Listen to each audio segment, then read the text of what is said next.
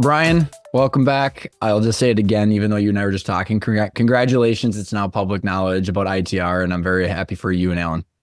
Thank you very much, Brian. It's been great. And knowing that our people and our ideas are in good hands and this thing is going to outlive me really feels great. It is. And for the audience that has listened to me for years, I asked you, were you proud and how do you feel about it? And you said you were. And that's really, at the end of the day, there you can put all these nuances and mechanics behind it, but like that gut feeling says a lot. And I know a lot goes into it, but here you are, and hopefully you get to do more of what you love. And I know there's a transition period and you've blessed me with your time, so we'll use it wisely. I'm excited to jump in with this update. Lots been going on, and I know you guys have the mild 2024, and you had this kind of next 1 to 3 year prediction. Why don't you just give me the overarching 50,000 foot view of where that stands? I know the Fed just came out talking about they're wavering a lot with the interest rates. A lot of this stuff will fit with underneath your kind of general take on how things are going right now. It's a very strange economy right now, Ryan. The macro numbers look pretty good most days. But then when we talk to individual customers, they say, that isn't us. And some others are saying, we're doing better than that. It's very bifurcated. When you're running close to that zero line on our rate of change, some are going to be up 10, some are going to be down 10. And it averages out to that near zero. So it's really, it's a matter of talking to them and finding out more clearly what their verticals are, what the demand pull levers are. And a huge issue has been the inventory. We're still seeing a lot of inventory needing to be drawn down in a lot of different areas. So that's creating some softness. And it looks to us like where it is weak, it's going to be slowly getting terra firma underneath it by the time we round the bend on this year and we start on 2025. And then the whole economy will gain some additional momentum over the course of 25 and at least the first half of 26. Maybe we lose a little bit of momentum in the second half of 26. The Federal Reserve, odd ducks that they are, now they're saying, well, maybe September. And even the commodities futures market rather is less certain than it was just a couple of months ago about these. Wild, isn't it, Brian? Didn't it go from like 1% probability that they were betting that there would be no rate changes? Now it's like 30%. I don't know what it is, but like everybody's trying to figure out what the hell the Fed's thinking. The good news underneath the headline numbers is that the core price index, personal consumption expenditures price index, stayed flat at 2.8%. A lot of the other numbers that the media was talking about went up a little bit and were wringing their hands and all that. But that stayed flat, and that was encouraging. And then the GDP number, at least from the Fed's perspective, was quite weak. So that's going to give them a little bit of elbow room. And when I look at some of the other numbers, like automobile retail sales in March were not good. Automobile production in March was down 1.5% year over year. The automobile manufacturers are responding very quickly to the softness of the market. Building permits in March were quite soft also. So it's anything but clear that the Fed, in my mind, is going to hold pattern interest rates. I think they're still going to be pulling those interest rates down a little bit. We're seeing them in the marketplace. The market is already leaning in that direction, I think. So not going to get much. This isn't going to be for anybody. Yeah. At least it's going to move in the right direction. And then lock and load, man. When you get the rate you want toward the end of 24 or 25, you lock it in for a good 7 years and count your blessings.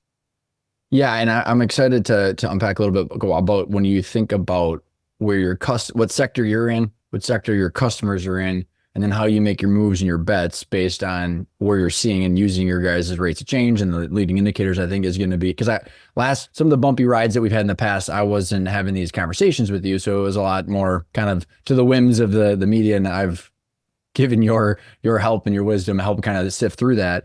And I think it's going to be important for people to think like with the numbers, not with what the media is talking about. And I think you hit something that I found very interesting in your guys' charts where, you said it's a bifurcated economy because a lot of that's from the stimulus and the investment that's going in certain sectors, right? Like versus my buddy, he owns a rental business. So like forklifts and all that stuff, the party stuff. And he's like, the asset inflation was off the charts, Brian, from like all the bobcats and all like the forklifts and all that, the bucket stuff. And he's like, what was 46? He goes, so, and this guy's like a professional haggler. He's like, what is the real price?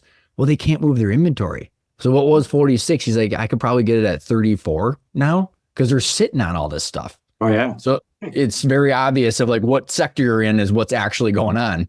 Go get a Ford Lightning, right? Is that what they call their electric pickup truck? Can't get those things away right now. Wow. And a car dealer, a really big car dealer, says, I don't take an EV in on trade because I don't know what I can move that thing for. I have no idea. Wild. Well, and I think in your guys' material, make it very apparent that you need to be thinking about not only like what industry and sector are you in, what exposure do you have, and then also your customers. Because I think what people are doing, they're sitting in their Vistage group, unless they're paying attention to you, they're hearing what their peers are talking about or the media, and you can't generalize right now because of the lack of correlation of what's going on. You really cannot. And even within, we were showing that in our presentations right now, there's GDP rate, but none of you are going to relate to GDP. You're either going to be GDP services side or you're going to be industrial production. But if you're in industrial production, are you manufacturing? Because that's one trend versus high-tech manufacturing, which has really been tilted up because of all the stimulus that you were just talking about. And it's very focused. It's spread a little bit, obviously. Like construction machinery is doing much better than it should be at this point in the cycle because of all that stimulus. Trucks are another example right now.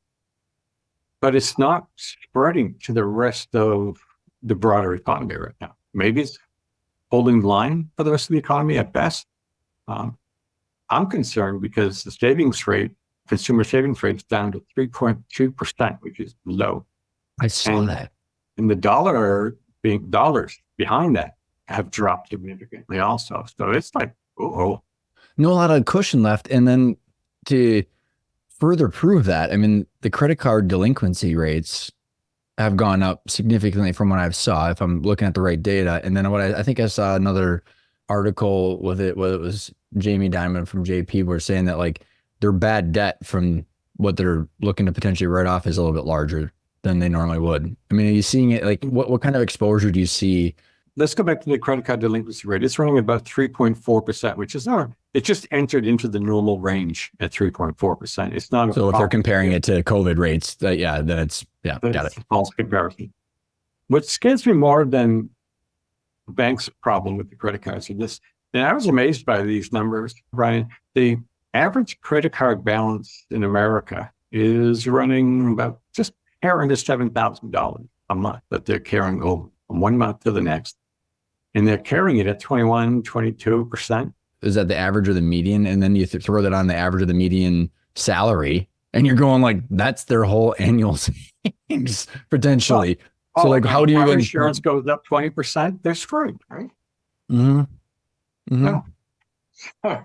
When I look at those things, I see further softness in the economy, and I see room for the Federal Reserve to be lowering interest rates.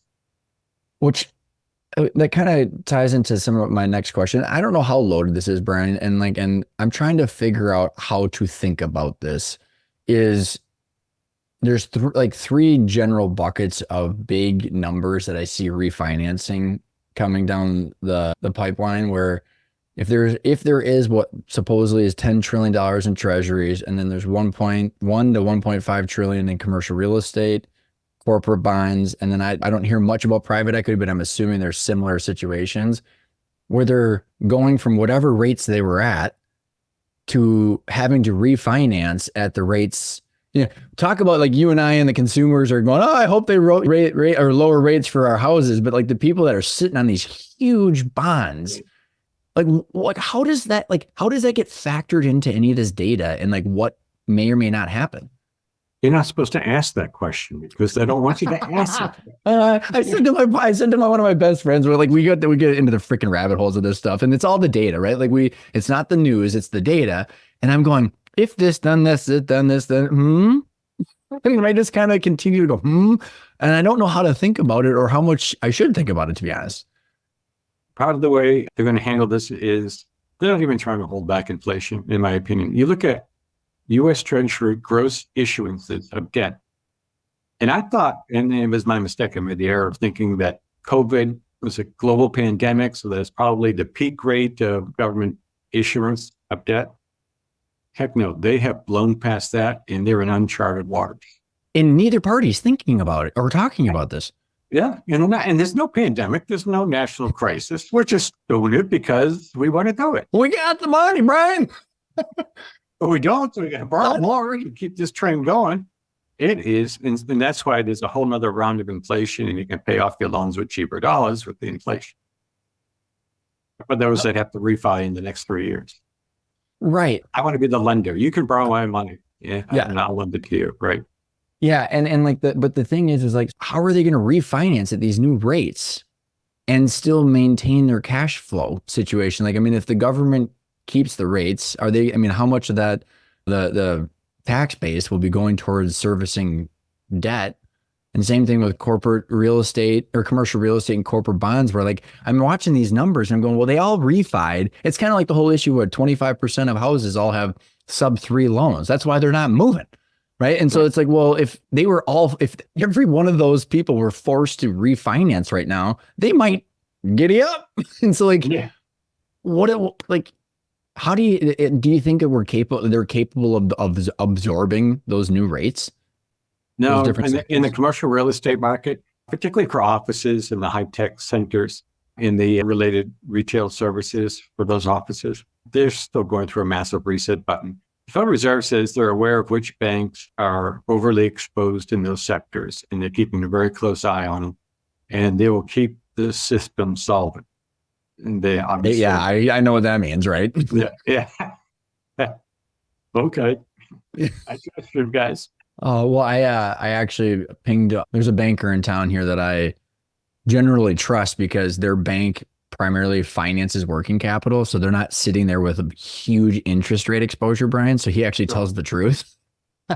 And he said that 40% of the banks that they were analyzing, or no, he said the banks that they were analyzing in town, 40% of them were funding their balance sheet with wholesale. Was that the repo market where they're sitting there and so they're, I don't know. I just sit there and go, exactly. I don't know. Okie So now, if a bank has a well-diversified portfolio, they didn't go nuts into uninsured deposits and they didn't go in love with all this real estate, then chances are they're just fine. It's just a question of whether they're going to get dinged by all the dingbats out there in these other banks. Well, There's a couple of really good free rating services on banks. You can look up how your bank is doing. You can look up how all the banks across the country are doing in terms of whether they're 4-star, 3-star, 2-star, 1-star. And anybody who gets caught short in a 1-star bank only has themselves to blame, or even a 2-star bank. Right. You're supposed to be cognizant of where your money is. Right. Yeah. There was someone that was talking about where they were moving their money from a bank where they found out that the bank was like 30% of their portfolio was auto loans. Yeah. You're right. All right. Well, we're not going to conquer the whole world there, but yeah, it's helpful to know that I'm thinking about the potential problems, and everybody should be thinking about them, where they have their bank and like where are they getting their loans, how are they thinking about it. Flip that on its head, though. If you have thought about it, you have noodled it through. The next question you should be asking yourself is, where am I going to find the labor I need to grow for the next 5 years? Where am I going to find the working capital I need to grow? And where am I going to find the energy for my poor body to make this happen for another 5 years? Now, that's not a problem in your case, but for a boomer, that's a really serious question. And those are growth limiting issues that you had better figure out before it's too late, or else you're going to leave some market share on the table. So we're already encouraging our people to look past the near-term mess, because the big issue is, are you going to capture everything that can be captured on the next rise? Yeah, I think that's really, really, really, really sound advice. And why I say that, Brian, is where I've honed in on with my content and my messaging is really focused on the owner operator, right? I mean, it's the person that is got their salary and their distributions. It's all kind of commingled. They've been doing it for 10 to 20 to 30 years. And it's like dramatically reliant on their energy and their own personal financial stability of whether they're willing to take the risks and double down. Cause like everything you just said takes time, money, and energy. So you have to reinvest for growth. So that's less income today. You're gonna have to plow forward. And like, It's an energy, time, and money question. And your data helps people better. Like, all I want for someone to say is like, hey, I'm willing to take this today because of this, this, and this reason. It's just thoughtful, right? It's like, it's okay if they know what the data is. And yeah, it's well said. I guess I'll say well said. Maybe like it's good for more people my age that are willing to take less today and plow forward. I mean, I think there's going to be interesting opportunities because I look at these questions. Yeah, there's someone that are more your age. I mean, you just sold for probably similar reasons that we just talked about. And it's like, well, what happens when you're tired? I think that there's this whole demographic issue too, Brian, where it's like, if there's 25% less Gen Xers than you, that's just, even if everybody had the exact same qualities and skill sets and money, that's still 1 out of 4 people less to take over the jobs. So like, it's not even like it's easy. So selling is one thing, but then like, if you don't want to sell, finding your next level management is just difficult in itself. Management, salespeople. Yeah, I mean, it's across the spectrum. And it's one of the reasons why we're going to see more inflation, is because this labor shortage is going to continue unabated for another 6 years. So I want to tap a little bit into the labor questions, and then I want to get into some of the housing questions. But like, sort of labor, I've been trying to think through. So I mentioned, and again, you've helped me in the past realize what I should or shouldn't care about. I stumbled across this book, this Men Without Work, because there's been this rumbling of the men crisis, of the labor crisis. And they were walking through some thoughts about like the labor rate and the labor participation rate, and like how there's essentially, their argument was that there's 10 million men between the ages of 20 and 55 that are not even counted in the unemployment because they're not looking for a job. And I don't know if that, like, how to think about it. And they kind of like gathered it from a couple different ways, but maybe just help me and the audience think through like, okay, so when we look at the unemployment, what data is going into there, and like who's being counted and why in that? And then like, how does that get impacted by the demographics we're talking about? What was that all? I'll tell you what, it's a good thing you don't have a direct access to my brain. It's exhausting. Let me break it down this way. In that, and I don't know where the 10 million comes from, but I think that's too broad of an age segment. 16 to 24-year-olds, relatively low labor participation rate, because they don't have to. They're getting money from mom and dad. They're getting money from Uncle Sam. They know they don't have to work, so they're not going to. Take away all the free rides, and you find that they actually do work. So that's a big chunk of it. The other part of it, though, is we have created an amazing number of millionaires in this country who are under 55, and they just don't need to work anymore. Maybe they became politicians. Who knows? But good side tips there. And then there are those who are simply in the wrong geography, or they have the wrong skill sets and they don't want to get retrained, or they can't be retrained. Those are the structurally unemployed ones. They just can't be retrained, which is a pretty low number. Unemployment really is low. If somebody wants a job, they can get a job. They just don't want that particular job. Right. Oftentimes, that's not always the case. Send your hate mail to Ryan. It's not me. No, I agree with you. If all things considered, if they're capable and willing, like, I mean, I drive by and it's $28.50 for a warehouse job in Aldi. I mean, like, so you can go get it. I mean, there are open job offerings everywhere. Yep. Just don't want to do that kind of job. So. Yep. But I think there's back to like the big things that are knowable is like there are less Gen Xers than baby boomers, and there's just this whole transition. It's just a labor issue just all around. Can I give you another nuance on the demographics? Yes, absolutely. You realize that baby boomers own approximately 55% of all equities and mutual fund shares. Okay. And unless you measure your wealth in 8 or more digits, you tend to become more conservative with your wealth as you get closer and closer to retirement, or deeper and deeper into retirement.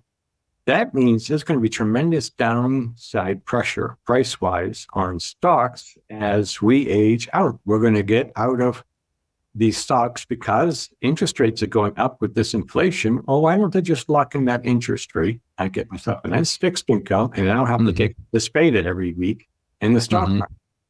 And that means you, my friend, are going to be able to buy stocks really, really cheap if you're patient enough. And that's how this whole engine starts going all over again.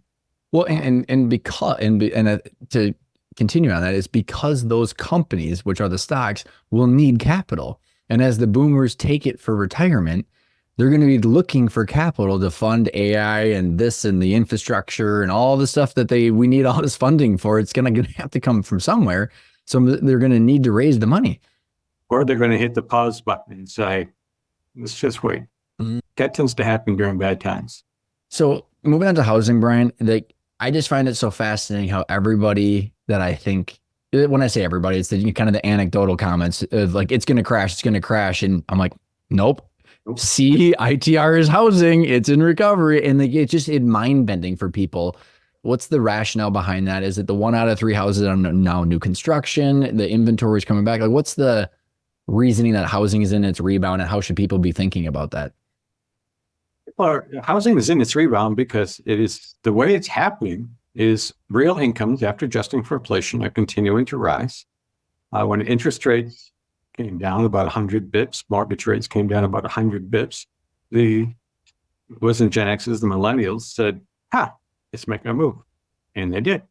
But they're not buying the 2,800 square foot that they dreamt about. They're buying the 2,200 or 2,100. It doesn't have 3 baths. It has 2 baths in it. And that's how they're getting their foot into the housing market. And they're exceedingly great, and they're doing exactly what they need to be doing, because you're never going to get in if you don't buy that first one. You're going to be outpriced for the next umpteen of years. Bite the bullet and get it done. And I think that's one of the reasons, by the way, I think cars are doing poorly, because we no longer have the ability to do both. Buy that house and buy it. We're picking. Yeah, very fascinating. Yeah, that makes a bunch of sense. And so the fact that there's low inventory, new construction's picked back up to allow the inventory to be bought, housing is going up because the demand of my generation of 80 million people out there trying to figure out, you can't have 3 kids in an apartment. It's really hard. You can, but I wouldn't want to do it. I know that. Before we go, you always ask me for a book pick. So I was going through my library, and there was a book I had read, Ryan, it must have been 10 years. That was called The Outline of History by H.G. Wells. This is when I read it. Outline of History by H.G. Wells, volumes 1 and 2.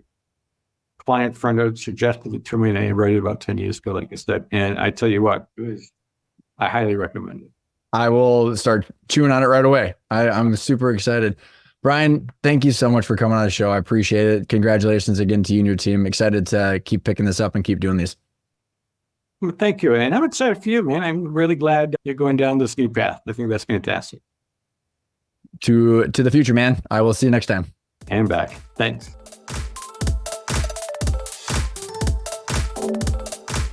Jeff, how are you? Ryan, I'm great. How have you been? Good. I'm excited. I had a lot of fun last time, and our friend Jack said that we were getting into a groove. So I'm excited to keep diving in. You guys were sent over some of the material, and it's some interesting activity that I was gathering from some of that data between the volume, interest rates, deal structures. So I don't know if there's a particular place that you want to start, Jeff, or just give your kind of trailer version, and then we can pull different threads as we find cool parts of the topics. Yeah, sure. I think start with just a big overview of kind of what we saw since we last spoke. I mean, probably not surprising to a lot of people, 2023 was a little bit of a slower year in terms of deal flow and activity. Obviously, the big reason for that was a lot of it was driven by a big part of it, and it was driven by the change in interest rates throughout the year, and that creates a dynamic where if you're looking to borrow money, you have to sort of recalibrate to the higher cost of money. I think for a long while throughout 23, the thought was we weren't quite sure exactly how high rates were going to go. And so that uncertainty led to a little bit lower valuations throughout the course of 23 relative to prior years. I think there was also some uncertainty for a good part of the year of just about where the economy was heading and whether there was going to be a recession or a hard landing or a soft landing or what. And anytime you landing, still drifting. Yeah, exactly. Anytime you have that uncertainty and that lack of visibility, it just sort of slows transactions because people are uncertain how to underwrite to these unknown variables. And I think what we've seen is a little bit of a continuation of that into the first part of 24, but starting to see some improvements, I think, in the month of March. I think people have a little bit better visibility around where interest rates are probably going to be heading. Maybe less thinking that they're going to go much higher. I don't know that anyone knows exactly when they're going to go meaningfully lower, but I think. Well, isn't that the most interesting part? Because Powell was just on yesterday, right? And so we thought it was going to be 6 reductions. Now it's 3, and so it's becoming a lot more of the status quo is what it's just boiling down to, isn't it? It is, and I think that it just kind of was a continuation of what we saw in large part throughout the course of 23. But I think people are on the verge of being a little bit more optimistic. We've seen a little bit more noticeable increase in at least people kicking the tires on a transaction. I think we've seen a lot of activity across strategic buyers, more so than private equity buyers, because strategic buyers, as we talked about in prior podcasts, looking to grow their organization, not just organically, but through acquisition. And now, given where pricing multiples are, they can be competitive. They have maybe built up cash on their corporate balance sheet, or they have borrowing capacity on their corporate balance sheet. And that gives them the sort of that dry powder to really go out and think about making a full acquisition that moves the needle. Yeah, wonderful overview. And I got a couple of those buckets that I want to dive into because I saw some interesting trends. So we wanted to maybe, and I'll guide us, but like the valuations, the buyers, the industries, and some of the leverage rates, like it was just fascinating to me. But like, I mean, the activity significantly was down. And like you had mentioned on our last conversation, Jeff, that just people trying to wonder. It's not like that, I mean, because they raised the money. A lot of these people have the money, right? It's more just getting their feet underneath them, trying to understand like what they're actually underwriting for. Is that a fair statement? That is a fair statement, yeah. And with all those variables that we were talking about, and with not a lot of certainty or a high amount of certainty around any of those variables, it really kind of makes it that much more of a challenge to figure out the math equation. Yeah, right. And so what I found interesting is they like in the material that you guys had sent over, the 3 characteristics, like bigger is better, which makes sense. And maybe you can speak to that. But then there was these 3 characteristics that yielded like 2 multiple points higher if they had all these 3. And I don't know, I can give you those if you don't have the material in front of you, but like, I don't know if you want to speak to like the bigger is better and where the appetite was flowing towards. Yeah, I mean, I think the bigger is better concept was usually bigger companies are going to be more diversified, and they're going to have, perhaps as a result of diversification, a little less risk than some of the smaller companies. And anytime you can demonstrate to a buyer or demonstrate to someone who's thinking of lending into your business that you're well diversified, you don't have concentration in your business, whether it's in an industry or whether it's in a customer, that just makes you as an organization that much more attractive and easier to underwrite to. For one, that also reduces risk. And so those bigger companies then tend to be able to have a little bit easier time raising financing. They have a little bit easier time finding buyers. Maybe their valuation multiple holds up a little bit more than what would otherwise be the case. So that's really kind of what we think of when we talk about that concept.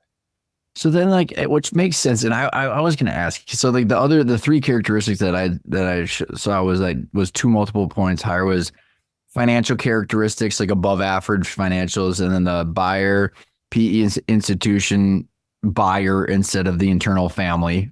So I'm assuming there's some cost synergies there, and then the management solution with post close. So like, there's the plan of like how someone's going to make that return. So I can understand why someone would pay 2 multiples higher if they had a plan, they had not just an internal buy or a financial sale, but like the game that I tend to see in some of like the strategic buyers that are doing roll-ups or the holdcos or the private equity, stack 5 million on EBITDA and 10 million in EBITDA, and then it goes from a 9 to a 10 million in EBITDA, and then we get an extra turn. And it's like, well, yeah, but it's still piles of crap bolted together, and no one knows who each other are in different parts of the country. So like, what is the scrutiny? Like when I hear bigger is better, great. But then like when I like with some of the people I come across, Jeff, I'm like, you literally just took tons of piles of crap and just bolted them together. And yes, I will give it to you that you have 10 million in EBITDA, but like, I don't want to manage that. Crappy EBITDA, right? Yeah, That's exactly. That's a good point. I mean, I guess if you want to get even deeper into the weeds, bigger is better, but quality trumps size. Okay. So like, are people like, are the buyers diving more into that? I guess is really underneath the joke is like, Because I was watching, like, even in the e-commerce space, I mean, like, man, you had to fog a mirror as long as you stacked a couple companies with some EBITDA on together, someone would just take out some leverage and buy it. Are like, so that based on what I saw there with those three characteristics, are the buyers becoming more scrutiny? Are the scrutinies leveling up a little bit in the due diligence? Absolutely. Absolutely. Yeah. No, the whether you're talking about buyers or whether you're talking about lenders, the diligence process is a lot more robust, a lot more time consuming, and it's taking longer, frankly, right? Because whether you're talking about as a lender, your credit committee, or whether you're talking about as a private equity firm, your investment committee, or if you're talking about a company, you're talking to your board. Every one of those committees is asking a lot of good questions, right? Yeah. Yeah. And trying to get their arms around the risks and the uncertainties. And well, what happens if X happens? What is the impact if X occurs? What is the impact if Y occurs? Did we look at all these various scenarios? Did we sensitivity test the downside to know how much a company can miss the expectations of performance and you're still able to meet covenants and cash flow obligations, particularly if you're talking about fixed charges on your debt, right? And then there's all these variables just out in the economy, and there's all these variables that are geopolitical risks. And then you've got potential change in the administration, and there's regulatory dynamics, and all those things are being considered. Not that they considered in the past, but goes back to this concept and this idea of just a little bit less visibility and uncertainty, more uncertainty. And anytime you have less visibility and more uncertainty, you tend to dig in much, much deeper because it may not require it as all that much for something to go sideways. Well said. Well said. Yeah, you're just running blindfold in a sandstorm and something's going to swing by and hit you in the head. So let's talk then about the buyers, because I'll eventually get out to some of the questions about the deal structures and how the deal structures are different based on interest rates and the leverage report you guys sent over. But like the buyers, I found it interesting between the buyers and then the sizes. Because like on this one that you and Jack sent over, like I found it interesting that the 100 to 200, the 100 to 250 in enterprise value actually went down, and then the lower end went up. And is this because, and this is just my layman's terms of thinking about it, is it because like the deals, like, there's only so many deals that can be fully leveraged, and then you throw the consultants at it, and there's plenty of cash flow there? Where like is there a scarcity of good deals at the top, and then now people are going down market? I was just curious if that's it's a great question, and that does stand out, right? That stat, and you very astutely picked up on it. I do think that it's probably driven by a number of factors. When you get to a certain size that's big, there are only so many buyers that can afford you, right? It's kind of interesting. It's kind of like a bell curve almost, right? It's like a sweet spot. When you're so small, there's a small universe of people that are buyers that are looking for companies that are really small. Well, let's talk about, as you're going through this, I like this context, because like, would that be like a bolt-on where you're not necessarily a platform, so you have to be a bolt-on or a strategic in order to like get that cash flow to actually finance? Because like you have to have some sort of cost reduction in order to actually structure that deal, right? Yeah. I mean, it depends on the buyer, of course, in terms of their motivations. But the smaller companies, there may be less synergies to wring out of it if that's a big part of your motivation. From a financial sponsor perspective, it may be below their size threshold. They generally have investment criteria, and so there's a more limited universe of private equity buyers that are looking for companies that are really small, because generally it's just not big enough to put a lot of capital to work, number one. But also number two, it's those are companies that tend to be a little less diversified, right? And they're more risky, and maybe that they don't have a really good in-depth management team, and goes back to those characteristics. You're really reliant on the founder owner who's been running the business for quite some time, and you need to have a platform that provides for an operating partner to come in if that owner wants to exit the business. So again, when you look at that smaller universe, that cohort, think about the bell curve. There's a limited universe of buyers for those various reasons.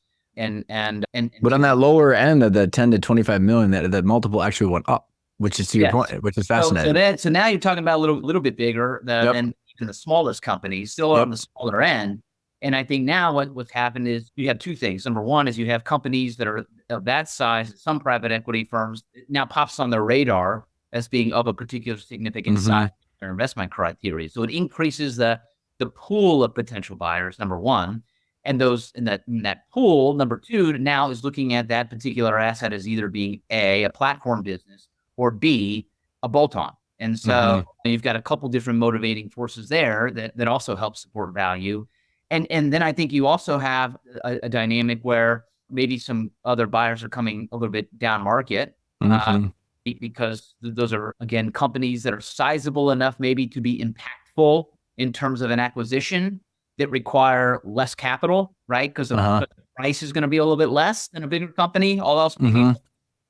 Yep. And if you're capital constrained, or you only have a certain amount of cash, you only have a certain amount of borrowing capacity, then you're saying, well, I can't deploy my I'd love to make a bigger acquisition, but I don't have enough capital to deploy. So we're going to focus our attention on this segment of the marketplace. And I think you just have a lot more people focusing on that segment.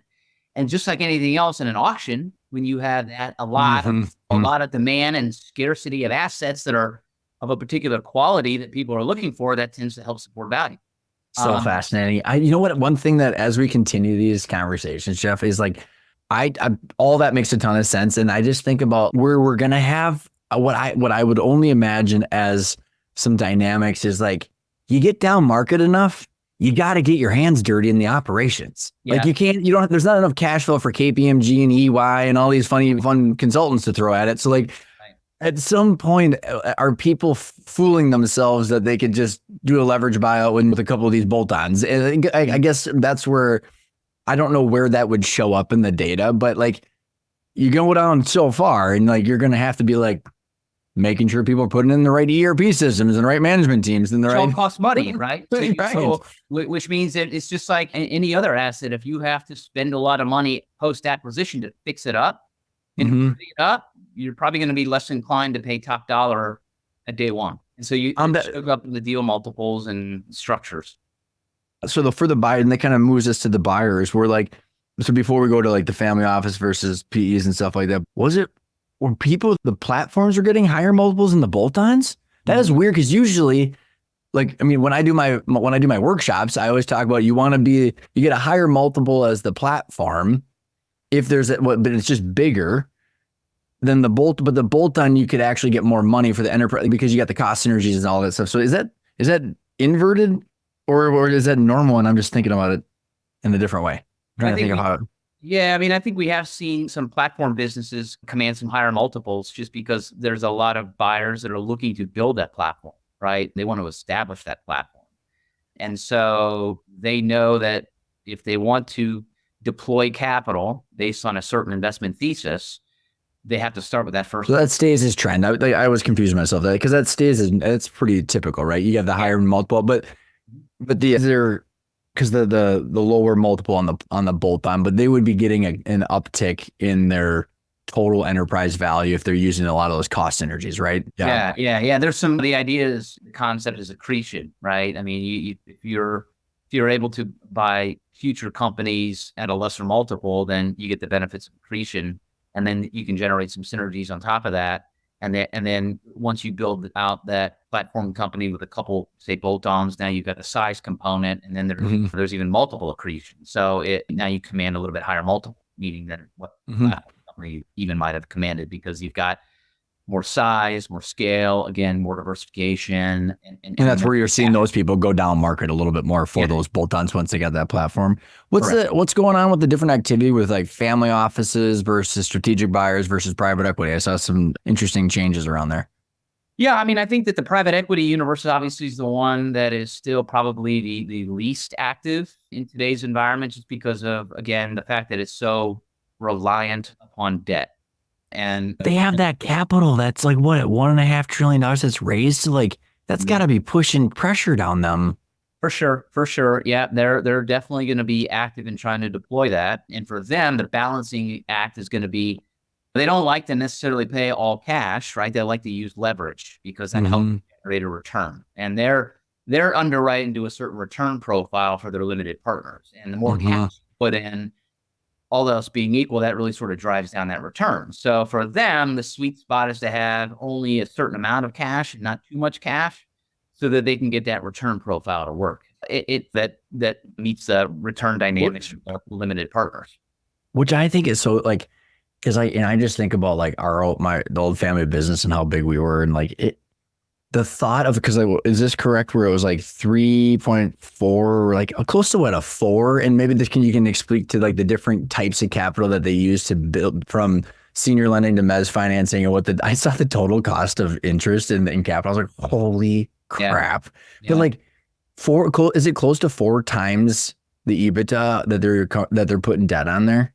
Which that's probably about the most you're going to see all in terms of total leverage in a lot of these transactions, because again, there's an inherent governor, right, on how much. Yeah.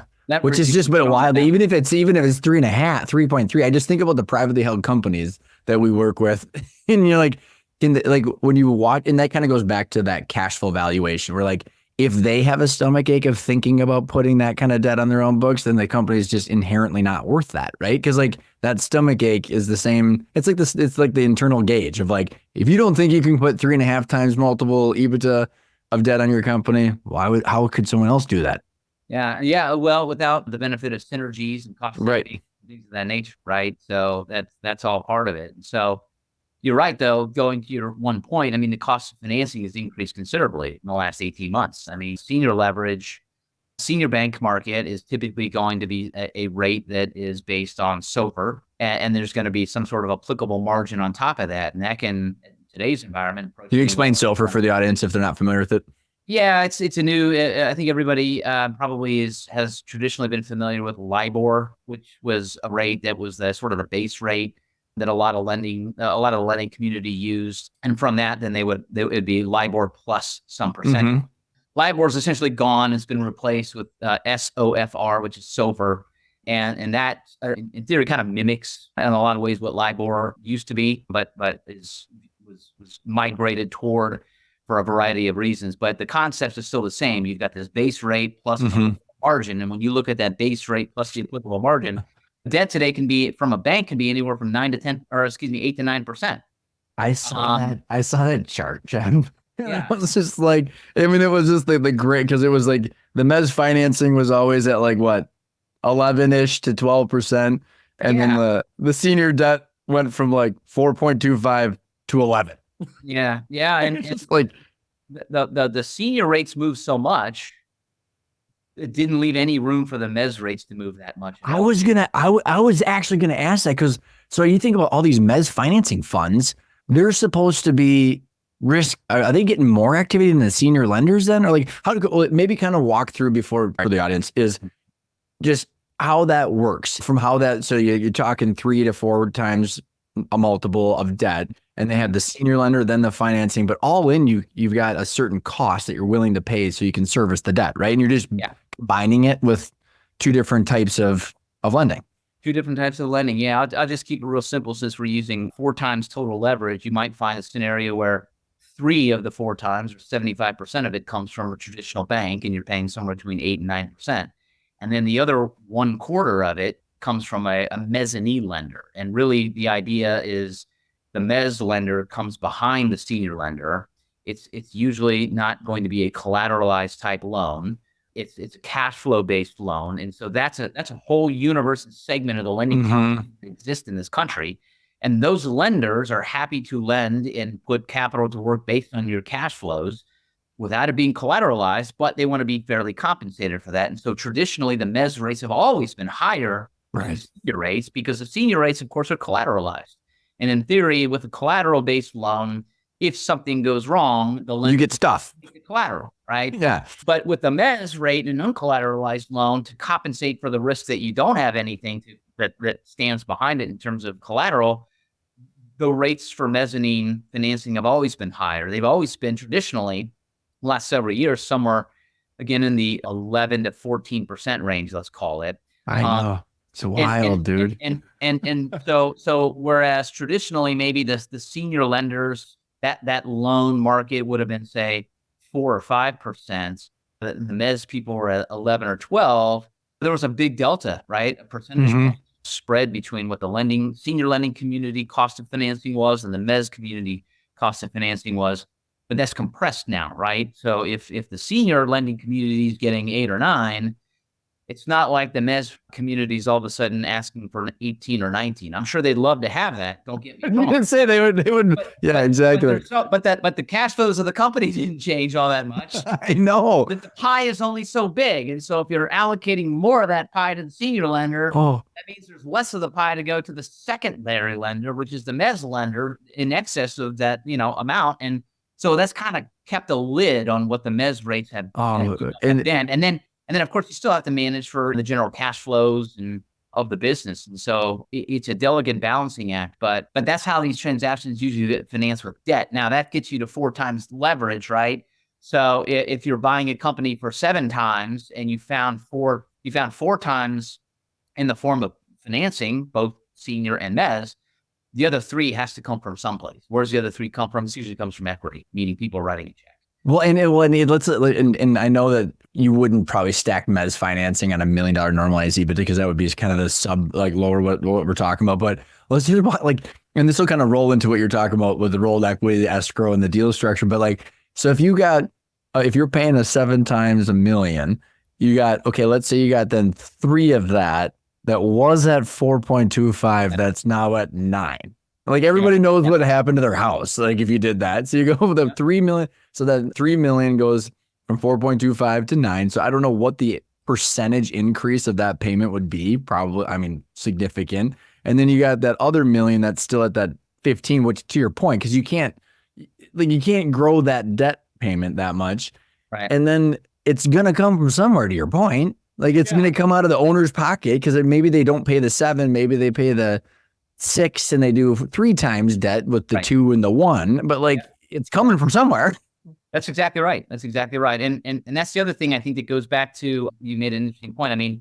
We don't see a lot of mezz financing used on really small transactions, right? Because the mezz guys are sitting there going, I want to write a big enough check that it's going to move the needle, right? They're not going to write, you're not going to find a mezz lender that wants to write a very small check because it's not $500,000 to $1 million dollar. Yeah. It's not worth it to them. They would rather wait and find a bigger opportunity. And so financing becomes an issue again for the really small companies, which means if you can only get a certain amount of bank financing, the rest of it has to come from equity. And again, that just goes back to this idea that maybe the ability to write a check for that amount of equity is limited because you just don't have that much cash, or you don't have enough, Well, and I think it's even more I was talking to this guy, Jeff, and I'm it's even more let's say, I think the conundrum gets even more complicated because if you and I did have that much money, why would we want to do it?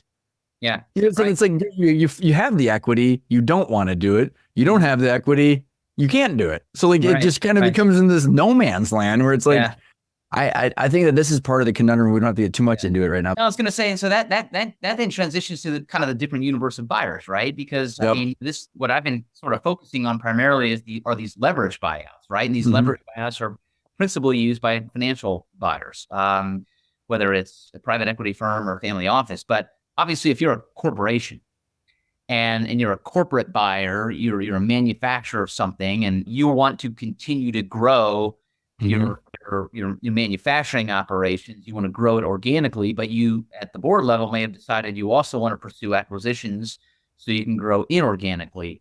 Obviously, corporations might have a different way of thinking about leverage and cash. And probably risk too if they're in that industry. Yeah. And risk and rates of return. They're not in it necessarily for a pure rate of return. They're in it to generate more revenue, right? They're in it to take a competitor out of the marketplace. Maybe it's an entree into a new marketplace or something. A base of customers that currently I don't sell to. And maybe there's some synergistic value there because I can take costs out of an organization. Is it fair to say too, Jeff, depending on the strategic corporation, but at the name of the game is cash flow and multiples and equity growth, right? I mean, no matter where you're at in the supply chain of companies, is it fair to say that then the strategic buyers have a different way of making their internal rate of return instead of off of your cash flow, right? They're buying a thing instead of a cash flowing asset. Yeah, no, that's a fair statement. I mean, they're not underwriting to sort of what we call financial engineering. They have other levers that they can pull, whether it's at the revenue level, at the cost level, from selling more, cutting out expenses, generating more, sell your existing products through different channels. Yep. Well, and I think, and just as a note for the listeners too, because they've been hearing me talk about this for years, is that like if someone wants to hit their financial targets, the cash flow valuation is what they should march towards, because like if they don't want to have the reduction of employees, change the strategic direction of the company, you just finalized an ESOP deal right before getting on here. They probably could have gotten a higher enterprise value by selling to a third party that, did whatever to the company. But if they don't want that, what you want depends on where you're going to go with this. But that's why I think as you're walking through those buyers, it's what you want, and then how does it impact your deal structure, and what happens to the company has to be a multi-layered approach to thinking about this stuff. Absolutely. Yeah, no, everybody has their sort of list of 6, 7, 8, 9, 10 goals, and kind of have to figure out how a particular acquisition fits in with those goals. Yep. And a lot of that's going to not only just impact strategy going forward, but it impacts the way they think about pricing the asset up front, integration, and even the deal structure. Talk about the deal structure. So what's happening with the cash flow getting eaten up by more interest in the cost of capital? What's happened with the deal structures? Well, so the interesting thing in the deal structures that we're seeing is a little bit more use of either A, earnouts, or B, seller financing to help bridge some value differences, right? And seller financing is a nice way, obviously, to tie the seller of a business into the organization, because they have a loan, they still have a vested interest, and that is a loan that can be structured in any number of different ways. Where are you seeing that, Jeff, on the cap table? So like, are you seeing that like senior mezz then seller financing? Exactly. Yeah. So, and as to your point, they can't be asking for 18%. No. So a lot of times what happens is that the interest rate piece is going to be still something that's relatively lower compared to the other two lenders. And the way you augment and bridge the fact that you can't get an 18% cash pay or 19% cash pay, the way you augment that and the way you bridge it is you might structure into the seller notes something like warrants. Have you done that besides ESOPs? Because I talk a lot about warrants as it relates to ESOPs. Have you ever done? I was actually, just as you were saying that, thinking about, could you do that in just a normal third-party piece? No kidding. I've never talked to anybody that's done that. Super cool. We see it all the time. It's a way to bridge that cost of financing and return profile. And it's actually a really elegant way. We see a lot in the ESOP world. We see it in other instances as well. It's a really elegant way too, because what that does is it provides an opportunity to the company to have more of a deferred variable rate of interest. Instead of having a upfront fixed charge at a certain rate that as a company you have to meet each and every single year. With warrants, they will have a value, obviously, that is sort of a derivative of the value of the company. And so if the company performs, then great, the warrants will have some value, and that'll help bridge that rate of interest that the holder gave up by getting a lower fixed rate of interest. Yep. But if the company doesn't perform, then the warrants will have lesser value. And so it kind of right sizes the cost of financing. The incentives and in alignment with people, which I find also interesting. I'll put in the show notes for everybody the link to the warrants episode I did about ESOPs, because we went deep into warrants, Jeff. But like, what also I find interesting, what you just said, is for the seller, it's also, correct me if I'm wrong, it's not just pure rolled equity either. So like you have like this bounce. Am I right on that? Where like you're not just sitting on the cap table with the PE firm or something like that. You're like you have a way out already. Like there's a predetermined way out, but it's just kind of bridging both worlds instead of. That's very fascinating.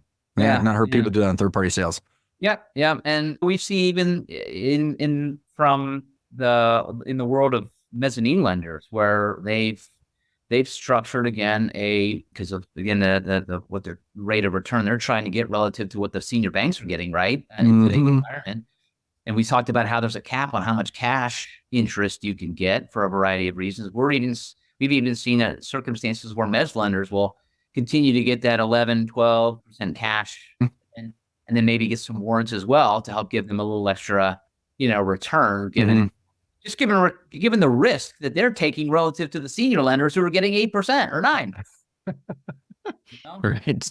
Taking a lot Super more awesome. risk for very small incremental return, I guess. Amen to that. I mean, it's like, well, and it just boils down to build a really good company.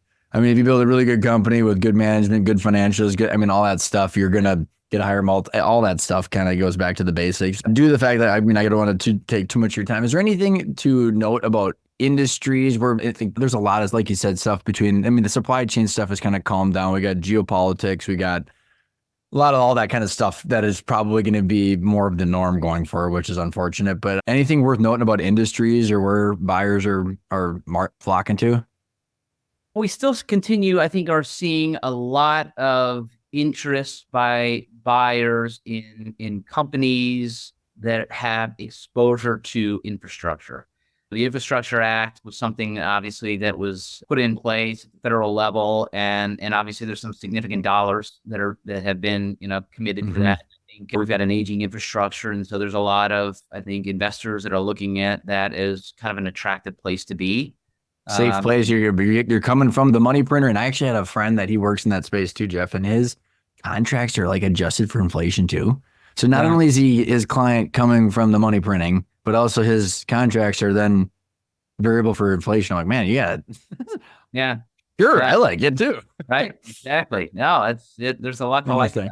So we're seeing a lot of interest there. I mean, but universally, in talking with a lot of the clients that we have across various industries, I think that what we've seen broadly is that 2023 was in large part kind of a flat year relative to 22, but 24 is anticipated to be better than 2023. And I think that better in volume or just better activity. Volume, higher revenues, higher earnings, notwithstanding that's something, again, some black swan event no one can anticipate. I think Yep. At least as we sit here today, which is almost through the first quarter of the year, there's a lot of optimism around how the rest of 24 is going to go, and everyone has anticipated a 24 that will be higher in terms of revenue and earnings compared to 23. And so anytime you can show that type of trajectory and that sort of upward momentum coming out of a flat 22 and 23, I think is going to mean that you're going to have a universe of buyers across a variety of industries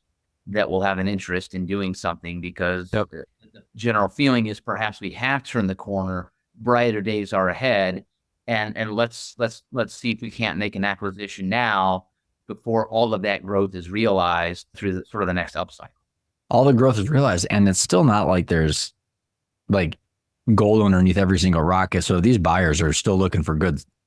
They're looking for that gold nugget underneath the rock, right? And so like you build a good company and there's a good growth trajectory. It's just a kind of a win behind your sail. Last question is like, is one thing I want to keep our pulse on it for our conversations is like last year, I think there was close to 1,000 people that saw my workshop. And like, I kind of do this sentiment. I don't have a gauge on this, Jeff, but like, are people tired or not? And it's this whole baby boomer tsunami that people are talking about. And like, I just am kind of judging like how people's feeling. Well, how's their energy? Because you can have, I think about it, time, capital, and energy. That's it. That's what we all got. Time keeps shrinking and for a good cohort of people. And then the energy kind of correlates with the lack of time. And so just any conversations or anecdotal stories worth noting as far as kind of people's energy and timelines? Well, I definitely think that you're onto something there. I think people do have less energy to go through another period of call it another recession and recessionary environment, right? Yeah. And I think that as time has only continued to elapse, kind of married with a lack of energy, you do have a lot more founder owners of businesses that are saying, I'm ready to do something with my company. Yeah. Not a lot of guys. Like, you want to think about is that thing that you punch and it goes down and it bounces back up. And it's like, I think I don't want to do that again. Yeah. I don't want to go through that again. I don't want to make those tough choices. I don't want to spend another 18 months to 2 years slogging through lower revenues and having to cut expenses and deal with my expense profile to right size the lower revenues. I don't have an appetite for it. I want someone else to do it. And so I'm ready to maybe think about, a different chapter of my life and move on from the business here and finding a buyer. Yeah. Well, insert Butcher Joseph in what you guys do. And again, I just love your guys' business model because you guys do all the different types of acquisition or sales. So that way people aren't getting forced into one type of buyer. Any place, I know we're going to put in the show notes, but you want to drive them to the website, anything in particular that you want them to check out, or just, go check out the website and figure out your guys' contact info? Yeah, go check out the website, ButcherJoseph.com. We have a lot of good information on who we are, what we do, also some white papers, just kind of a particular note. And if you're looking for some education on a certain topic, you might find it there. So you should check it out. Jeff, thank you so much. Until next time, this has been a lot of fun. My pleasure, Ryan. Thanks again. Well, I hope you enjoyed that conversation. I absolutely could do that all day, every day. I love these topics. I love this information. And it's all about seeing through that front windshield, placing our bets accordingly, because we can have a better understanding of what's coming down the funnel from economic issues, so you can grow the value and the cash flow of your company and have the independence that you want. And if I were to say there's a couple takeaways, if you've not picked up the Prosperity in the Age to Decline book by ITR Economics, it's amazing. It's almost 10 years old now, I think, but it is got so much good information in it about how to be navigating all the economic stuff and the demographics in a very specific way, so you have an idea how to place your bets. So much good information. Follow ITR Economics. They've got amazing webinars out there. Specifically, the one I found very helpful was the Great Depression 2030 forecast that they talk about. They break it down into different age segments. So if you're more in my age bracket, you're going to navigate things way differently than if you're more towards the retirement age. And it just breaks it down. And I go check that out on their website. And then the second thing I would do is start to better understand your financials, so you can understand how do you maintain that annual cash flow that you need through distributions, and how do you grow the cash flow equity valuation of your company, so that way you can have as many options as you want when you go to either step back, sell, whatever it might be.